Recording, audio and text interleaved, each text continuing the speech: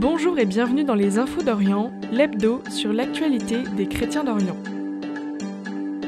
À Mossoul, les églises Al-Tahira des Chaldéens et Mar Thoma des Syriaques orthodoxes ont été inaugurées ce mercredi après des années de restauration. Tombées aux mains de Daesh en 2014, elles avaient été profanées et gravement endommagées. En 2022, l'œuvre d'Orient, avec le soutien financier de la fondation Alif et de partenaires publics irakiens, a lancé un vaste chantier pour leur redonner vie. 3 ans plus tard, ces joyaux médiévaux retrouvent toute leur splendeur. Un symbole fort de la résilience du peuple de Mossoul et de la renaissance du patrimoine spirituel et culturel irakien.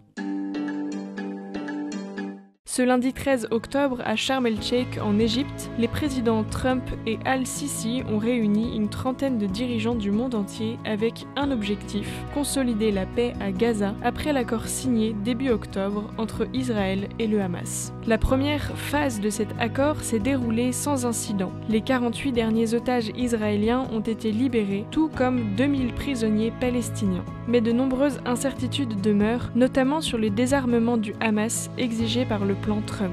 Pour le père Romanelli, curé de Gaza resté auprès des habitants pendant les bombardements, une nouvelle étape s'ouvre pour une population profondément fragilisée.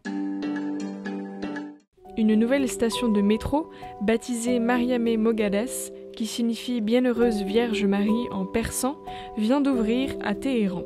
Nommée en hommage à la communauté arménienne d'Iran, elle se situe à quelques pas de l'église arménienne Saint-Sargis. Les quais sont décorés d'images chrétiennes, un symbole rare dans la capitale iranienne. Bien que les chrétiens ne représentent qu'environ 1% de la population, leurs racines, à travers les communautés arméniennes et assyriennes, sont profondément ancrées dans l'histoire du pays.